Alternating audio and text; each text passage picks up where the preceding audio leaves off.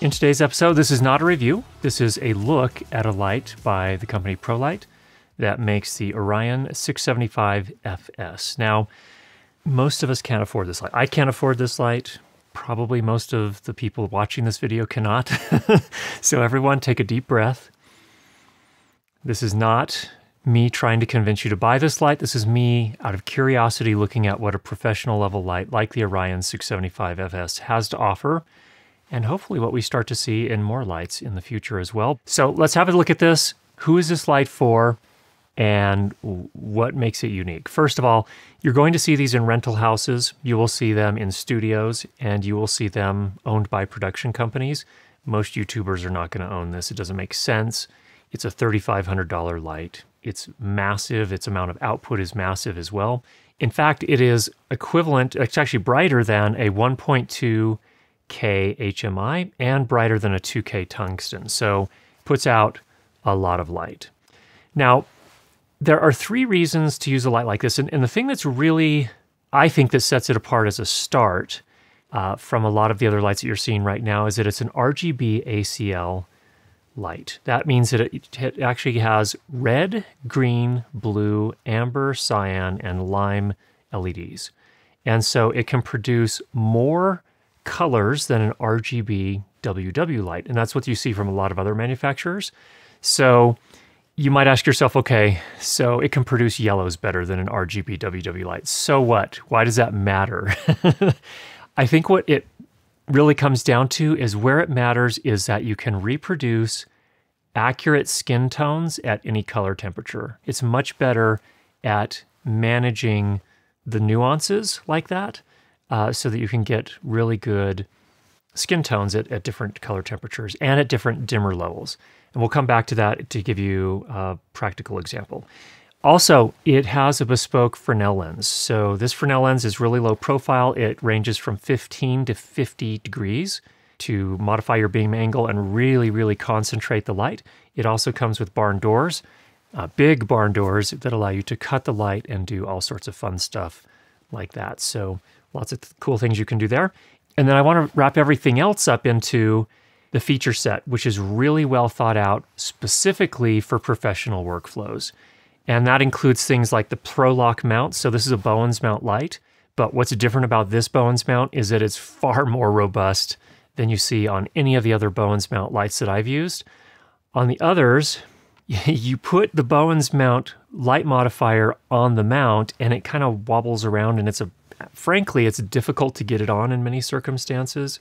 In this case, it works very much like a PL mount on a cinema camera. And if you're not familiar with that, the way that works is you hold the Bowns mount from the light modifier in place, then there's this lever that just clamps right down on it and holds it really, really tightly in place. Really, really nice design that we haven't seen on other Bowns mount lights, at least that I've looked at. The thermal design is really good as well. So there is a mode where you can turn the fan off entirely and you can go up to 30% on the dimmer, and that works really well. And then a variety of other settings as well, depending on the temperatures in which you're filming and how much output you generally need.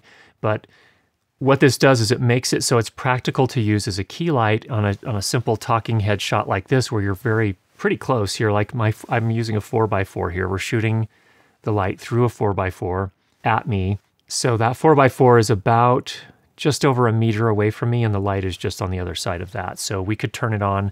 We're using the dimmer at 11% right now to light me for this. And the light is, again, it's about 2 meters away, and the 4x4 is just over a meter away. So just to give you a sense for kind of the practical ways that this can be used. Fan is entirely off, so we're not getting any noise pollution from that fan. We actually do have an aperture light over there, putting the light on the back wall. That's probably what you're hearing if you're hearing a fan at all. There are a whole host of remote control options for this light, and that includes its own bespoke app, but it also includes wired DMX. It also includes wireless DMX options, including CRMX and Lumen Radio. So you can build this into pretty much any sort of existing infrastructure you have for remote controlling lights. So again, that's going to be really useful for studios where they're adding these lights over time and they already have a remote control system all set up and ready to go. So even if it's going back to wired DMX, you can do that. Or if you're using the newer things like CRMX, Lumen Radio, you can do that as well. Okay, some practical examples here. So one of the things that we're doing here, and we will leave the video footage as is. So we're shooting with a Canon C70. I'm using the 675 FS as my key light here, and we have it set to tungsten 3200 Kelvin, and we are using the Cosmetic Peach LED gel. So that's the LED gel 184. That's the preset that we're using here. So it's essentially recreating a tungsten light with a LED Cosmetic Peach gel in front of it, which can help with skin tones, especially for people with really, really light skin tones like my own. And that's one example of the kind of thing that you can do. Again, without having to have a bunch of gels on hand, you can dial that in very easily and get some great results. Second practical example with the Fresnel lens. This lens is pretty impressive. It can produce between 15 and 50 degree beam angles, and it's very, very low profile. It's made for this particular light and the size of the emitter, so it's just a perfect fit for that. Also, the barn doors that come with it make it easy to cut the light, and what we found is one of the tricks with multicolor or full spectrum lights that are point source lights as well is that you have to mix those colors. So each individual emitter emits a different color light, red, green, blue, amber, cyan, lime. But you have to mix those together to get the final output. And that process of mixing is a pretty complex process. You want to get it right because you need to mix the lights, but you also don't want to reduce the output too much when you're doing that.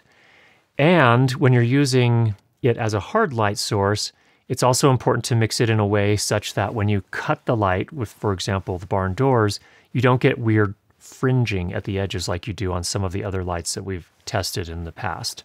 So here on the Prolycht, it does an amazing job. It is very clean cuts and mixes the colors beautifully. And then I guess the final thing I'd take a look at here are these features that, again, big deal, maybe, maybe not, but I really love the Prolock Bowns mount that they put on this. They have evidently filed for a patent on it. It's basically a PL mount for your Bowns light modifiers, and it works really, really well. This is one of the biggest frustrations I've experienced with other Bowns mount lights, especially when you're using big softboxes or other big modifiers. It can be a pain to get those on. This makes it so much easier, and it's much more secure, and it doesn't wobble around once it is attached. So they've done a really nice job on that. And it also has this quick release yoke. Quick release, I'd say, with a little bit of a tongue-in-cheek. It can be released.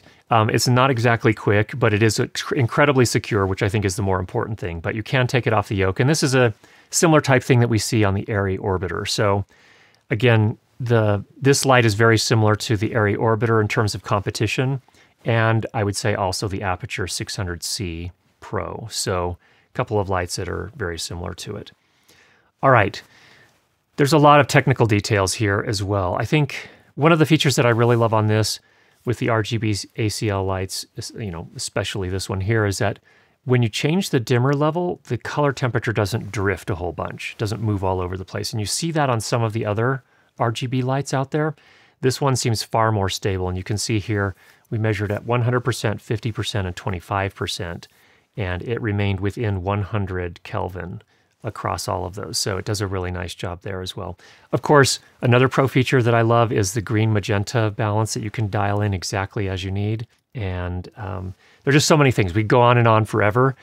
If you're interested in a very technical review, I would recommend going over to News Shooter. Matt Allard reviewed this light and has a lot more details if you're interested in digging into those. But I am hopeful that we'll start to see more and more of the features that we're seeing on this light coming in smaller lights in the future. Now, of course, Prolycht does have a smaller version, the 300, Orion 300, and we reviewed that a little over a year ago. And I think these are just getting better and better as time goes on. So thank you so much, Prolycht, for allowing us to have a play around with this. Hope that was helpful for you. If you have any questions, go ahead and leave those down below. And if you've not already subscribed, make sure you do that. And we'll be sure to get you more great videos on how to improve your lighting and sound for video. Talk to you soon.